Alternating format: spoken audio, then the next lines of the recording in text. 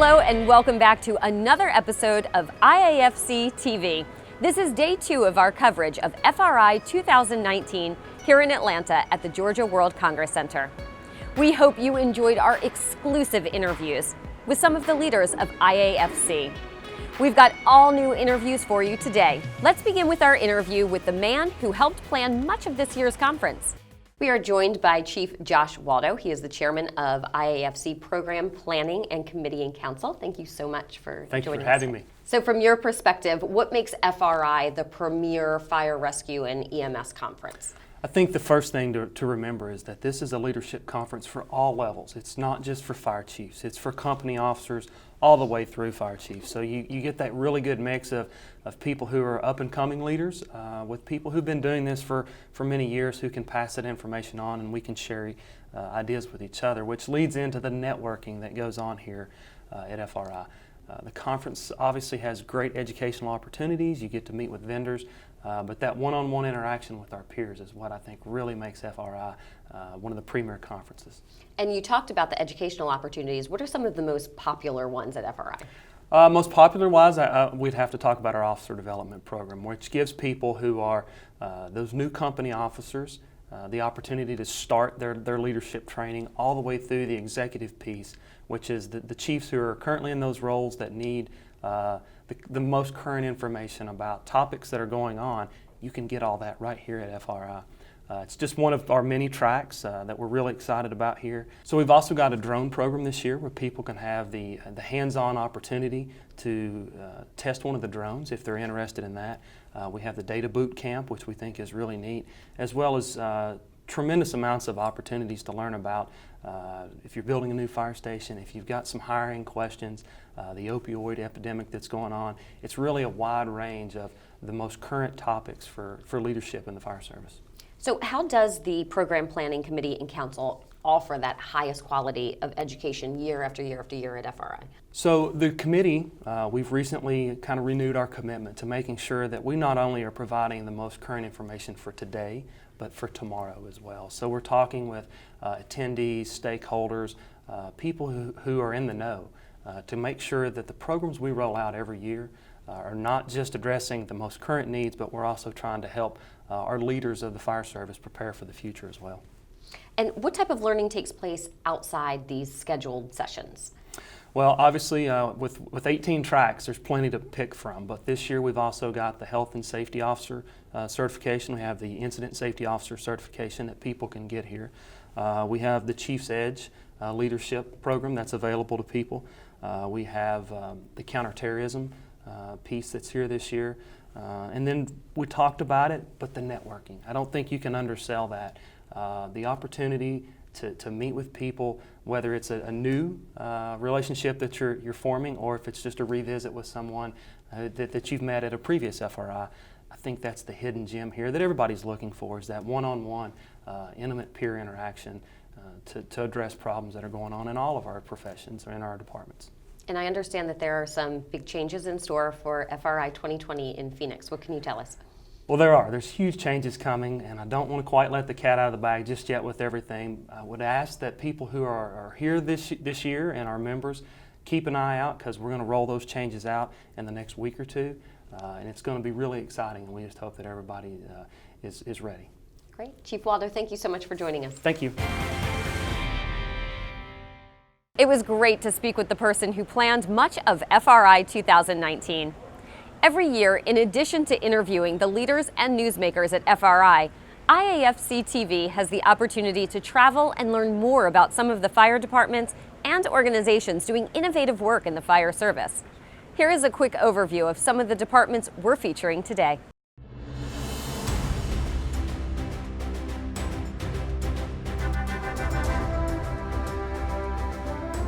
Being involved in the community gets our firefighters down to the street level so they understand what goes on, they understand the culture, they understand the people. We want you to be able to come to a training, get on a prop and say, hey, I can see that happening in my town, and know how to safely handle it. With a state as big as ours and as diverse as ours, the only way that we can accomplish our mission is through the power of partnership, whether it's a landowner, a citizen, a community, or a fire department. We take the opportunity to actually look at our fire data in order to determine what issues that we're seeing within the county, and that's how we focus our fire safety programs.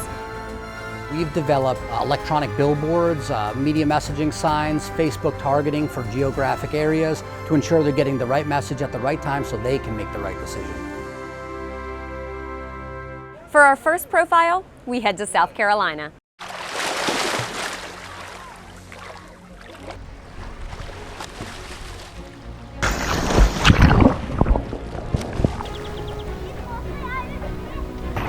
Help! Help! No!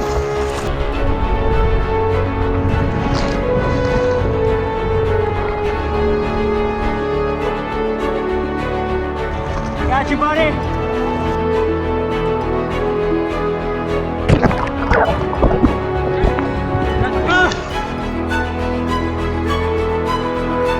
I'm glad you guys are here.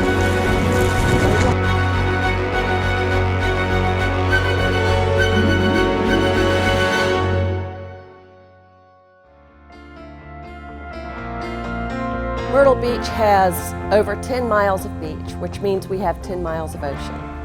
And with the number of visitors that we do have and our residents, we really have to provide the best public safety we can on our beaches. We are relatively a very small town with only 33,000 in our permanent population, but in the summer months we swell to over 18 million plus visitors. So having a dedicated ocean rescue team, I feel, is imperative to our public safety plan.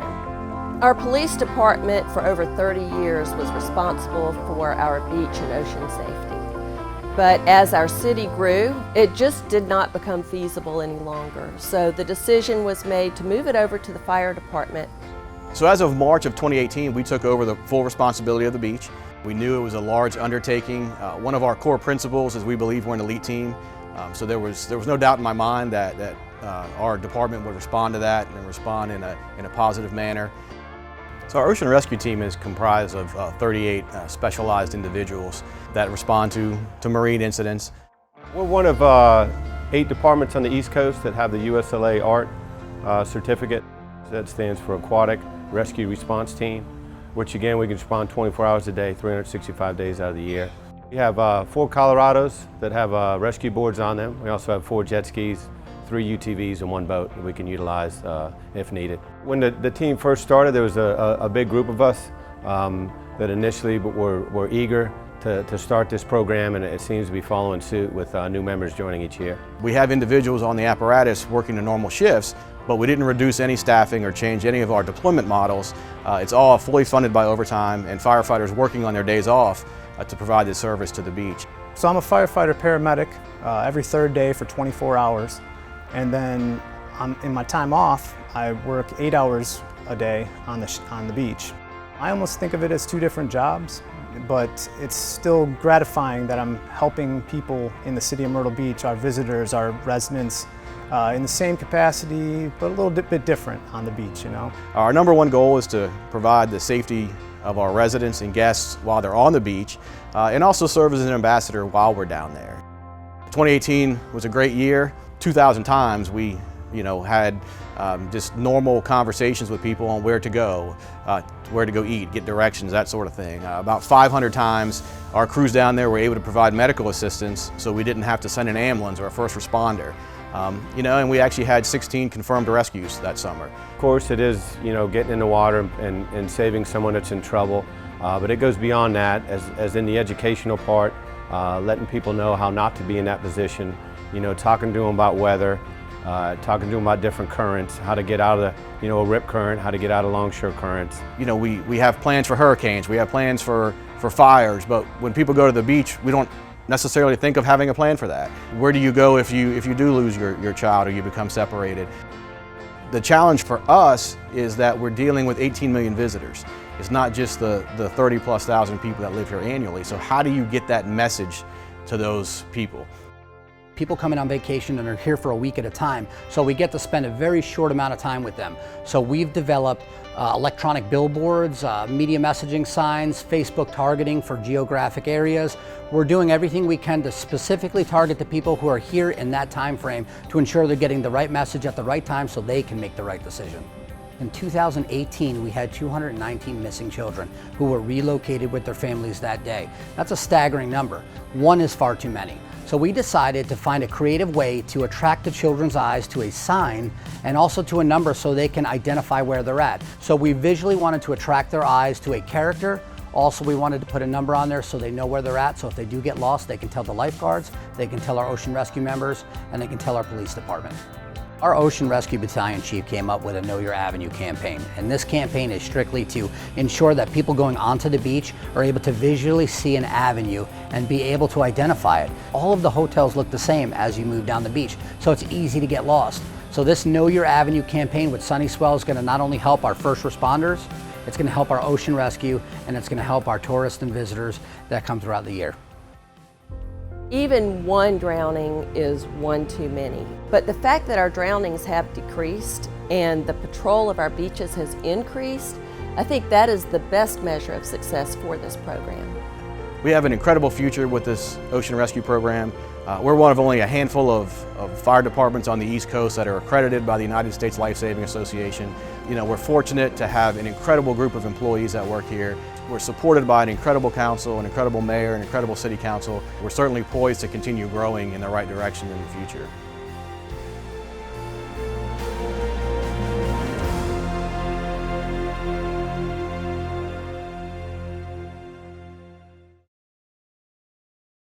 We are joined by Captain Mike Jaffa, who is the chair of the IAFC Company Officer Section, and Captain Randall Hannafin, Vice Chair. Thank you both so much for joining us. Thank you. Thank you.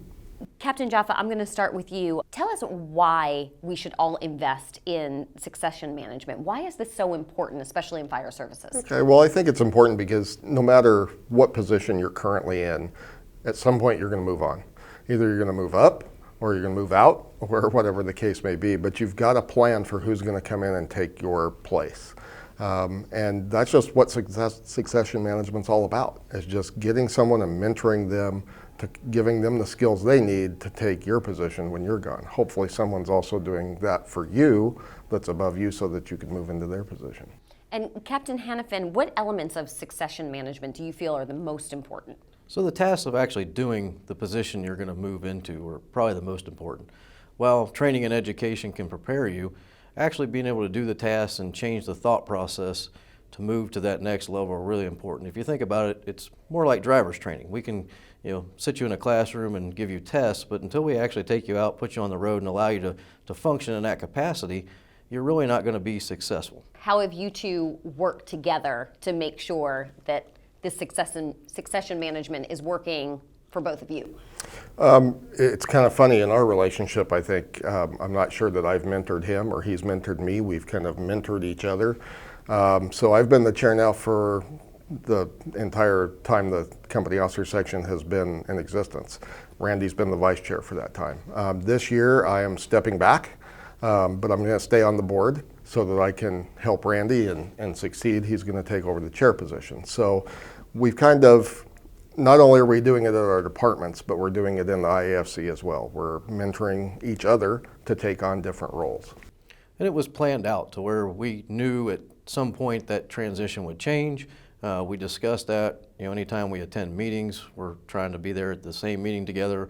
We're trying to make sure that as we make decisions, it's, we're discussing those decisions so that, that continuation of what we wanted to do today continues into the future, and there won't be that gap in training or education or moving us forward. Fantastic. Great points. Captain Hannafin, Captain Jaffa, thank you so much for joining us. Thank you. Thanks. The COS has always been such an important part of the IAFC's mission. Now for our next profile, we head to one of the fastest growing counties in the United States. In July of 2014, the Loudoun County Board of Supervisors established the Loudoun County Combined Fire and Rescue System, which includes the Loudoun County Fire and Rescue and 15 volunteer fire and EMS companies. Loudoun County is one of the fastest growing counties in the nation and is forecasted to grow by another 14% by 2025. The county has established itself as an international center for technology, communications, and transportation. Data Center Alley is the world's largest concentration of data centers, with more than 70% of the world's internet traffic passing through Loudoun County's digital infrastructure. The Loudoun County Combined Fire and Rescue System delivers essential emergency and non-emergency fire and rescue emergency medical services from 20 stations strategically located across all 520 square miles of Loudoun County, Virginia. The Loudoun County Combined Fire and Rescue System Special Operations Teams coordinate preparedness and emergency response for a variety of hazards. Most frequently, our Special Operations Teams respond to hazardous materials responses, swift water rescues, and technical rescues. However, with the addition of Metro Rail in Loudoun County, we developed and train regularly on our Metro Rail simulator to ensure we are prepared with the specialized skills necessary to respond safely and effectively. The Command Competency Lab provides interactive simulations of incidents through computer programs and three-dimensional modeling. The exercises take firefighters, company officers, and command officers through simulated incidents to teach them to make better decisions on the fire ground, decisions that could potentially save firefighter and civilian lives. A simulation lasts about 20 minutes with 8 to 10 people participating in any given incident. Participants playing the roles of responding fire and EMS units stage with a portable radio in the classroom. Then as dispatched, they take their assignment at the simulation workstations. After the incident is complete, all participants reconvene in the classroom to review and learn from each incident. Of the 29,000 incidents to which our Combined Fire and Rescue System members respond annually, approximately 75% of those incidents are EMS in nature. The Loudoun County Combined Fire and Rescue System has over 670 career personnel and roughly 800 operational volunteers.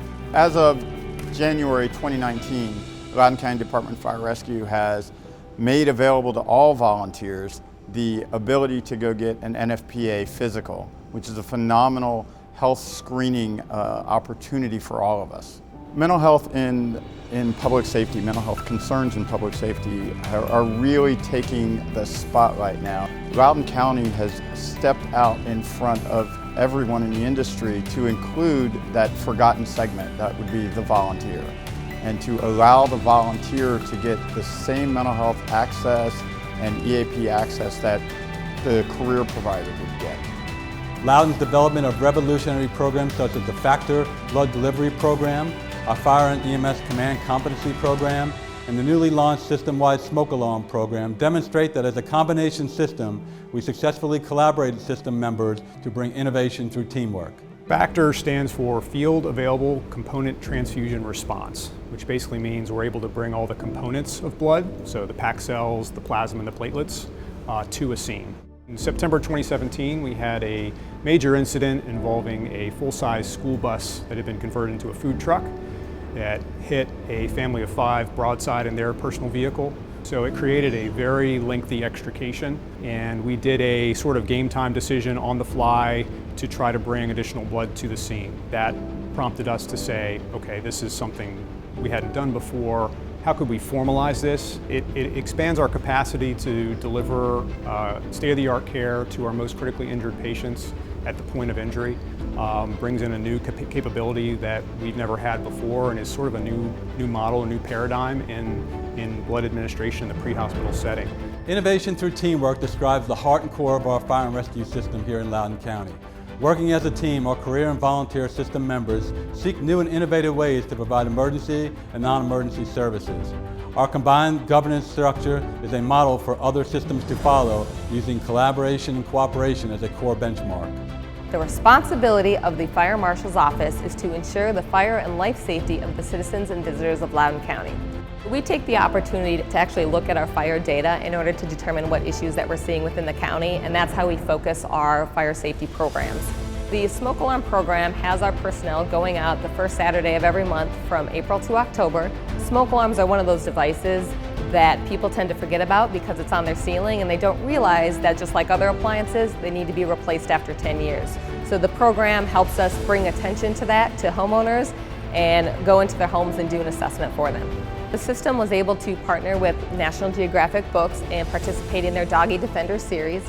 Dolly the fire dog is one of our 3 working canines, Dolly is an accelerant detection dog, and her handler is Captain Bun Herndon, and they work together to investigate fires and make sure that they can do proper investigations. The opportunity to partner with Nat Geo really allows us to demonstrate and highlight what our Fire Marshal Office does, as well as reach a broad spectrum, because a lot of people misunderstand what we do and how we do it. The growing resident population, an increasing number of visitors, the presence of critical infrastructure, and proximity to the nation's capital all require that the Loudoun County Combined Fire and Rescue System remain committed to providing ongoing coordinated efforts aimed at ensuring public safety and security.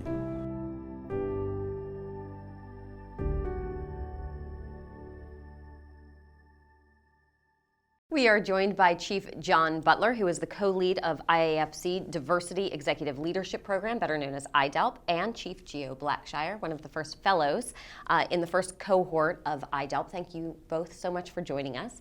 Now, Chief Butler, tell me exactly what is IDELP and the importance of the IAFC and the fire services. Sure. IDELP is an initiative, it's an effort for us to enhance our diversity and equity programs in the fire service, but more specifically in the International Association of Fire Chiefs. And I understand that the first IDELP cohort is graduating this week at FRI. Congratulations. Thank you. So what exactly are the things that you have been doing over the past 2 years to successfully complete the program? Well, the first thing we want to do, as Chief Butler said, they wanted us to get involved in leadership roles in the IAFC. So there was a portion of the program that educated us on the opportunities, because if we don't know what's out there, how do we aspire to be in these leadership positions? So the program made quite the effort to let us know what's available to us and how to get to those levels of leadership so we can participate and show the benefits of the program in those positions. Also, we've been meeting fairly regularly, not just in person but virtually, to make sure that we're staying in touch, what each other are doing, how we're making efforts, the progress that we're making. So we've been keeping in touch with the progress that we've been making and the efforts of IDELP. And also, this was a conceptual group because we knew that we wanted to play a large role in increasing diversity and inclusion, not only in the IAFC, but in our own agencies. But considering that it was conceptual, we had the opportunity to design what this program will look like for the next cohort and in the future. So that was really beneficial because it's an opportunity to have tremendous influence on our leadership positions. So we've taken a lot of time reviewing the process, how IDELP members are chosen, what's the process that they'll go through, and how do we want to be remembered? How do we really add value to the program? So there's been a lot of tossing ideas back and forth, brainstorming, and coming up with a good program. That leads right into the next question. Has the next cohort been selected? What was the criteria, and when will they get started? The next cohort has been selected, and as a matter of fact, this morning they kicked off with the program. We learned a lot from the first cohort. As Chief Blackshire said, there were a lot of concepts and improvements we made. Based on those, we were able to focus on folks of underrepresented populations, as well as those who are advocates for diversity in fire service. So if others want to learn more information about IDELP, where can they find that information? Sure. www.ifc.org/IDELP. All right, fantastic. Thank you both so much for making a difference. We appreciate you joining us, Chief Butler, Chief Blackshire. Thank you. Thank you for having us. Very exciting that IDELP has its first cohort graduates. Congratulations again to them. Our tours continue. Next, we head to Louisiana. The main mission of the St. George Fire Protection District is fire protection and protection of life and property from fire and medical emergencies. We started in 1967 as a volunteer department. I came actually in 1987, so I've been here a long time, but not quite from the beginning. And I've seen the department transition from a volunteer part-time paid contract to a fully career department today. We run about 9,000 calls a year. We have 205 people that work for us. We have 8 engine companies, 2 rescue engine companies, and 2 ladder companies, staffed fully with 4 people assigned every day. The St. George Fire Protection District is unique because of the people that work here. The men and women that work for us are just by far the best. They're very dedicated and trained and educated, and they do a phenomenal job. Our community involvement here at St. George goes back to our inception as an organization. About 3 or 4 years ago, we got an idea that we wanted to kind of broaden our horizon in what we do with the community, and we thought that kids was a good place to start. We work with the community on a number of issues. Currently, we have what's called Safety Land going on for 3 weeks in the month of July. And what that is children of the ages between 7 and 9 come to us, and we've partnered with Alliance Safety Council. We partner with them for these 3 weeks out of the month of July to teach children about safety. They learn everything from fire safety, police safety, EMS, industrial safety things. They learn about driving safety, different things like that. So it's been really a wonderful experience, and it allows the public to come in and really see what we do here. And each kid leaves here with a little backpack with the St. George Fire Protection District logo on it, and it's just a wonderful relationship. Being involved in the community, I guess, brings us to the heart of what we do. We get to know people, we get involved with schools, we get involved with assisted living facilities, which we have quite a number of in our district. It gets our firefighters down to the street level so they understand what goes on, they understand the culture, they understand the people. And these are the people that we're sworn to protect. The commitment for the St. George Fire Protection District to training and education is very high. We have currently 5 employees that are graduates of the National Fire Academy Executive Officer program. We have some people on staff that teach for the National Fire Academy, and we currently this week have 2 employees that are at the Fire Academy. The unique thing about St. George is we don't just train, we educate also. To sit for promotional test, as a minimum, our firefighters have to have an associate degree in fire science or above. So part of what we do, you know, for me, it's a trilogy: training, education, and experience. Goes hand in hand with providing the best firefighters in the world. Over the past year, we created a St. George Firefighters Foundation. So one of the things that we did this past year was we created something called the LIFT Conference, the Louisiana Instructors and Firefighters Training Conference. We hosted it here in March, and we had roughly about 275 firefighters from around the state and neighboring states as well that attended the conference. So that was one element of the foundation that we wanted to do, and the whole premise of the foundation is training and education.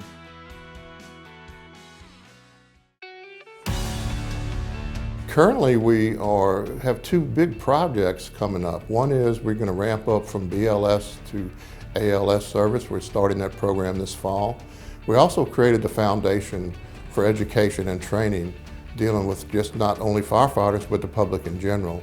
And we're working on a program to where we can have a conference center to bring things, when we talk about safety, to bring this educational thing to the public every day. Not just 3 weeks out of the year, but every day. In the future, I see the fire department being able to provide a higher level of service to the community through more training opportunities, more educational opportunities. We're also advancing our level of care on the medical side. Because really in the fire industry, the medical side is the majority of what we do every day here. And also with the community aspect of it, with a life safety park that will be able to create a one-stop shop, if you will, for everybody to come in here in a community-style environment and really learn things that could enhance their quality of life.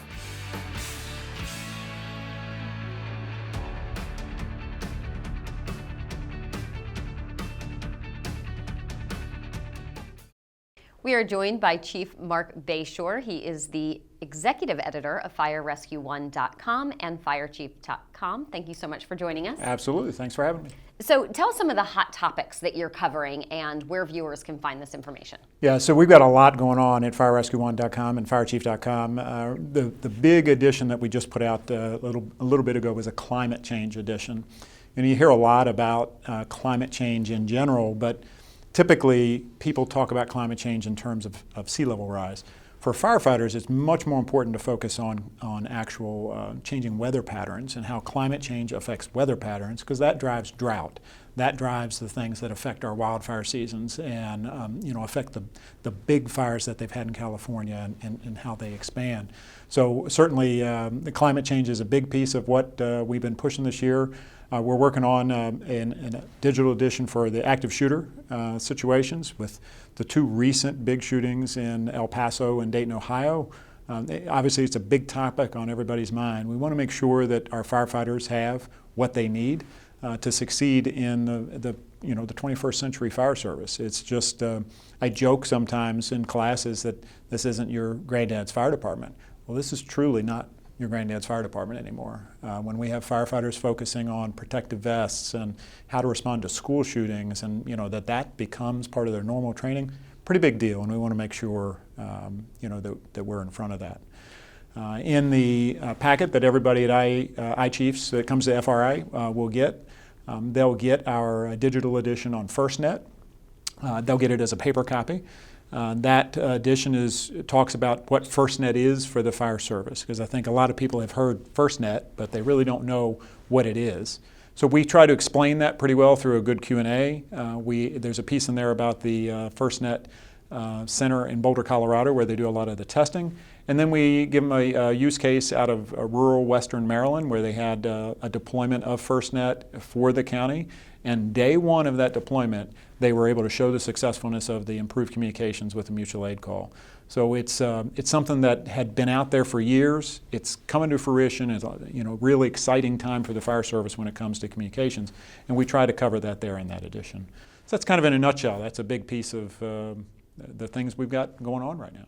So with so many hot topics to cover, especially like you're talking about in today's fire department, how do you determine what topics you're going to focus on from year to year? Yeah, so a little over a year ago I came on as executive editor, and we had a great team already in place of the folks that were dealing with those topics all day long. And they've got a cadre of associate editors and columnists that provide information continuously. So I'd like to say there's a shelf of things that we pull from, but we're out in the field. I'm an active fire chief as well as I am the executive editor for FireRescue1.com. So I'm out there every day dealing with the same things that the people, that our readers are dealing with.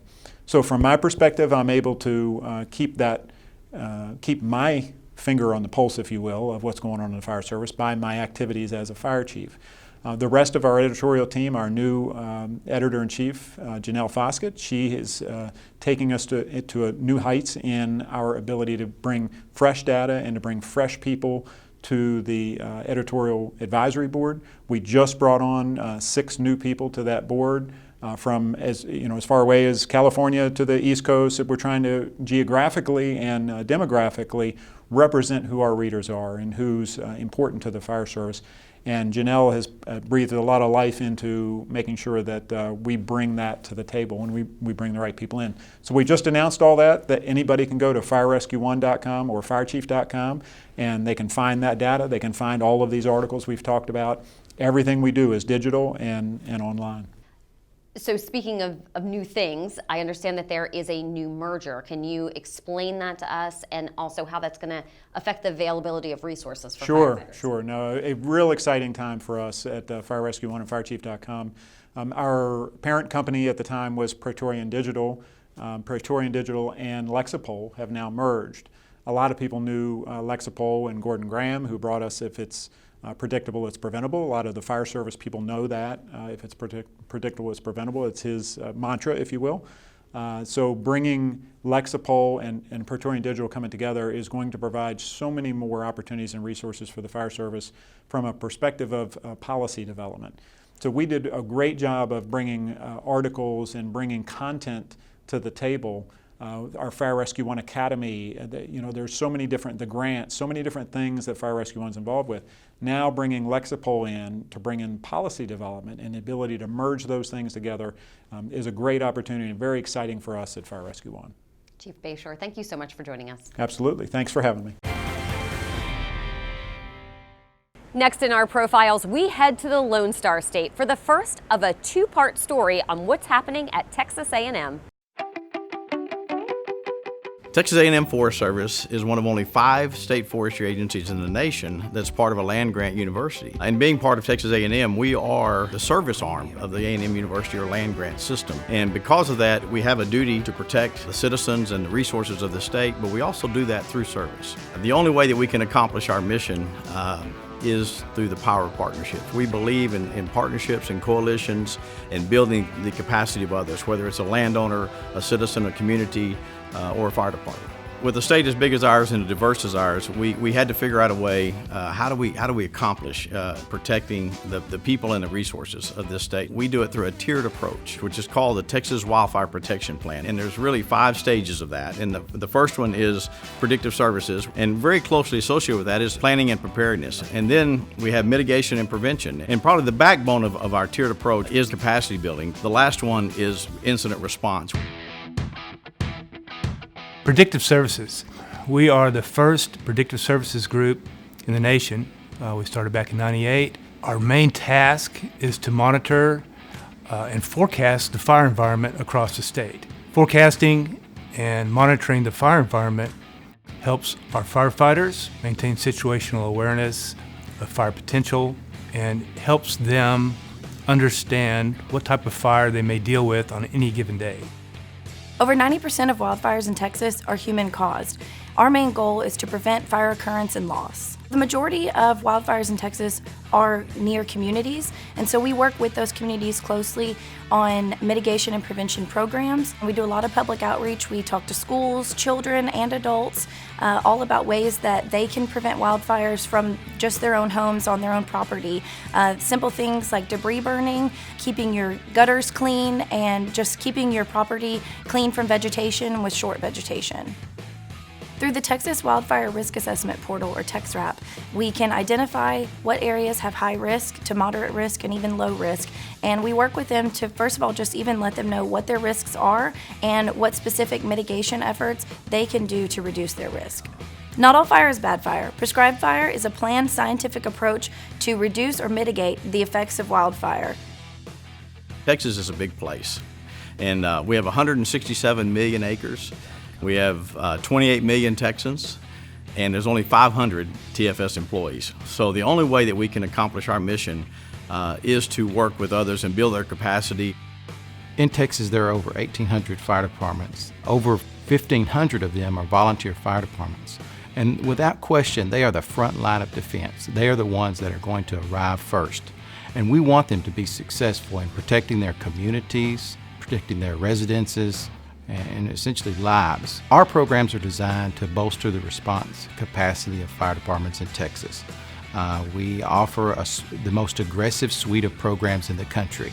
We have anywhere from grants for fire apparatus, equipment, training aids.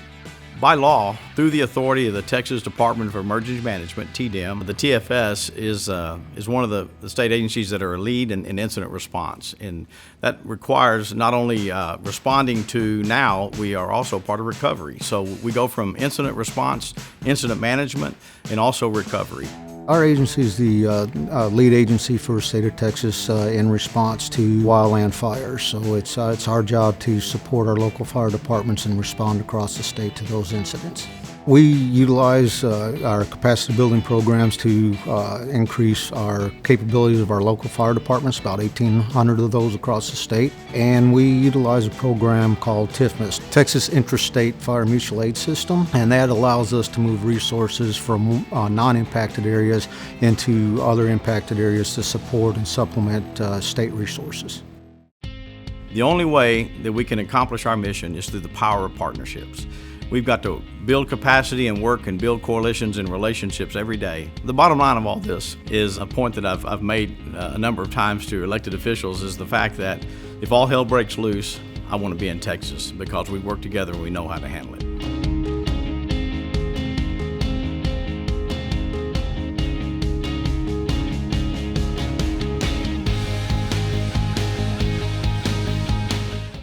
We are joined by Chief Todd LeDuc. He is the Chief Strategy Officer for LifeScan Wellness Center. Thank you so much for joining us. Thank you for having me. Now, health issues with firefighters remain to be at the forefront. So can you tell me, you call it the three-legged stool. What are those leading occupational health threats? Sure. When you really look at what firefighters are suffering from in terms of disease processes that are job-related, that really are killing firefighters or causing permanent disability, it's really the three biggest are occupational cancer, cardiovascular disease and cardiovascular events, and then behavioral health, the whole broad spectrum, with the far end unfortunately being firefighter suicide. So those are really the three. When you put them together, those are what we see firefighters continuing to be affected with, and we continue to lose firefighters from these preventable diseases that we can do something about. What is the magnitude of these health issues in fire services? It's enormous. It's huge. We are seeing on the behavioral health side, there's some studies out there saying 49%, 1 out of every 2 firefighters thinks of suicide at some point during their career. Upwards of 16% have been reported to attempt suicide at one point during their career. Post-traumatic stress disorder rates reported as high as 37%, similar to returning vets from military combat. Cancer rates, generally our firefighters across the board are 14% higher than members of the general public. Certain types of cancers are actually astronomically higher for firefighters. And on cardiac issues, we're finding annually our line of duty deaths, over half of them are from cardiovascular events. Obviously risk factors may play a role in that, but we know that occupational exposure to the rigors of firefighters, plus the chemicals that are in toxic fumes that we're exposed to, all play a role in each of those 3 diseases. So what can the leaders here do to help mitigate this risk? There's really a couple things from the chief's perspective. Is we need to be sure that we're putting risk mitigation practices in place. What are the things that we can do equipment-wise, training-wise, personal protection mandates for our providers? There's also education and awareness that we need to be doing. We need to do a better job training our firefighters that these risks exist, and that they can take steps to mitigate or lessen that risk. And then the third part is what LifeScan Wellness Centers does so well. We see 40,000 firefighters across the country in 24 different states, but it's annual early detection. And that's a key thing for departments. We still have a number of departments that don't do annual screenings of their firefighters for medical early detection disease processes. And that each of those 3, the risk mitigation, the education, and then the early detection, are really, the elements of giving every fighting chance to reduce those numbers and protect our firefighters. And I understand that you're here at the pavilion and firefighters can come down and get a check. We are. So LifeScan Wellness Centers has been a long time corporate supporter of IAFC. We actually have 3 clinical teams operating on the exhibit floor. So you can learn a little bit about the NFPA 1582 physicals that we offer and provide. We actually come on site to your department in 24 states.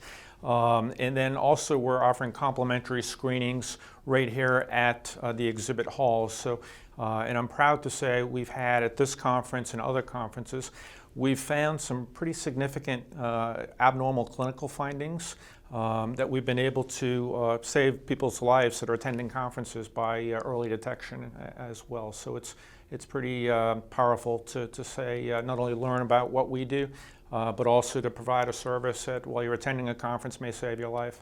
Fantastic. Thank you so much, Chief Leduc. Thank you for joining us. Thank you for having me again. Enjoy the conference.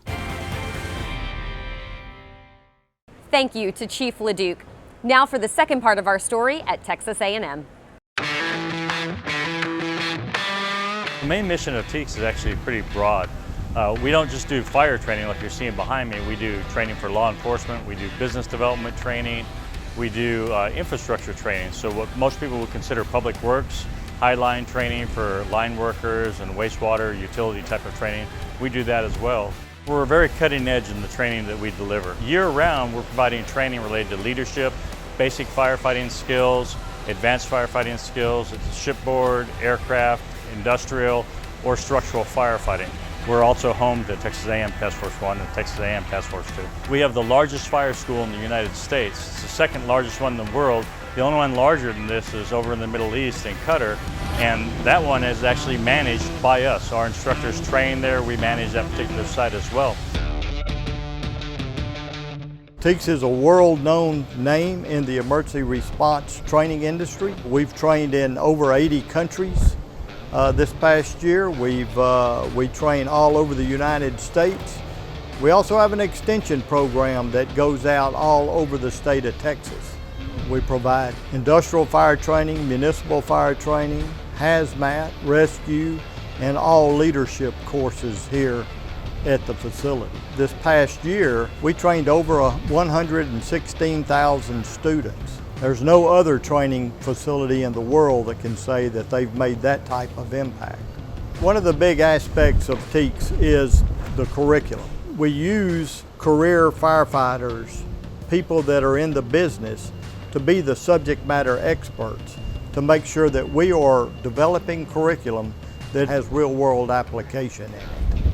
Disaster City is 60 acres of engineered buildings and rescue props. You won't find a disaster city anywhere in the world that is more realistic than what we have here at Brayton Firefield. Our training field, it has both industrial and municipal props. We have burn buildings for interior firefighting, structural firefighting, that we do the training there. We also have industrial props. Our municipal firefighters today have more industry in their districts than they've ever had before. So it is important that they also are out here on these industrial props and learning how to handle an industrial situation safely.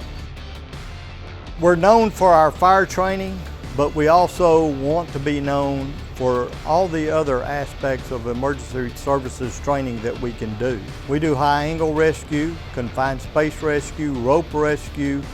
We also do train the FEMA teams. We do hazmat training. And then we have the EOTC, the Emergency Operations Training Center. That's where we do our higher level professional training for more of your officer level, PIO level, fire chief level. Because my training is so diverse and well-rounded, it's brought different things back to the city, different things back to my company that I can now pass down to the firefighters that are assigned to me. Coming to TEACS and taking these classes, it makes me a more well-rounded asset. I've been trained in all these different specialties, and so if they need somebody at the wildland station or, hazmat station, I can fill in for that. My dad started bringing me up here in 1968. He was an instructor out here, and so this year is the 90th. I can remember all the way back to about the 39th or 38th school, and I've watched this fire school develop into this world-class operation that it is, and this annual school every year is it's a tradition. We have an overarching goal of 300 by 30, 300,000 students by 2030. That's very attainable for us, and that's a combination of training, physical site training and then online training. But really what we need to be known for, and I believe we already are, but we want to continue to expand that, is delivering cutting edge training that is the highest quality. And that's what draws people back to us year after year. We have the greatest fire training field in the world. The props are all realistic. And that's the main thing. We want realism in our training. We want you to be able to come to a training, get on a prop and say, hey, I can see that happening in my town or my facility, and know how to safely handle it.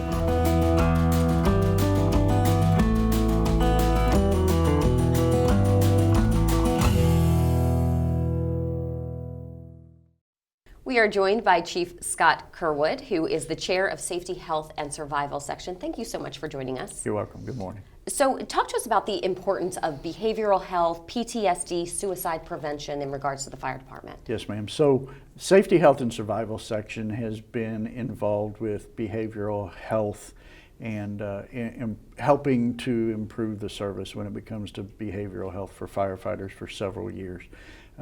We sit on the National Action Alliance for Suicide Prevention. Suicides in the fire service are things that we start to see an increase. A lot of anecdotal information, no real research studies that are out there on the fire service and suicide, but we know that the trauma that firefighters go through on a daily basis lead to these things. We see this in society, and so we know that it happens in the fire service as a whole. Other things are workplace bullying, workplace violence. Workplace violence in America, whether it's postal service, fire service, government service, or private industry, is terrible out there. We started several years ago working on workplace bullying. We worked with the IAFC, and now we are working with a group called the Workplace Bullying Institute. And just this FRI, we held a pre-conference workplace bullying summit where we're doing a train-the-trainer program for firefighters, chief officers, take back to their fire departments to implement a program to prevent workplace violence and workplace bullying. Fantastic. Another really important issue that you talk about is cancer prevention. Can you talk to us about what efforts have been made over the past year? Yes, ma'am. Again, we are working with different organizations such as the Firefighter Cancer Support Network and putting the weight of the IFC behind it to help prevent cancer, to reduce cancer. Myself, I am a cancer survivor. This time last year was facing that. So it makes that a little more personal with me than before. While it was important, it's even a little bit more important now. We are holding a meeting on Friday with the Cancer Support Network just to see how we can join forces a little bit more to aid each other to prevent this. And I understand that there is a new conference coming out, the PPE Summit. Yes, we are working with protective clothing manufacturers. We will be holding a summit with them within the next few months, to where we're going to be discussing things as changes in technology and protective clothing. What can they do to prevent occupational illnesses such as cancer? What changes are they making? They tweak and they make changes, but we want to kind of really see what the next level is that they're going to. HSO and ISO are two new pre-conferences that you were telling me about. Explain exactly what's going on with those. Yes, HSO stands for Health Safety Officer. ISO stands for Incident Safety Officer. These are two programs that have been taught for several years by the Fire Department Safety Officer Association. We saw benefit in joining forces with them to bring their training and their testing to FRI. So again, in that partnership, in that collaboration, we work with them. Classes run about 20 to 24 students, and we get more people instructed in these positions. Chief Kerwood, thank you so much for joining us. Congratulations on being a cancer survivor. Thank you for all of your information on this. Thank you. That's it for today. Thank you for watching. We'll have much more coverage from FRI 2019 here in Atlanta tomorrow, including interviews with the Fire Chiefs of the Year. See you then. IAFC TV has all the coverage you want with the big events and key newsmakers. Be sure to check out our content, which is updated each day here on YouTube from FRI here in Atlanta.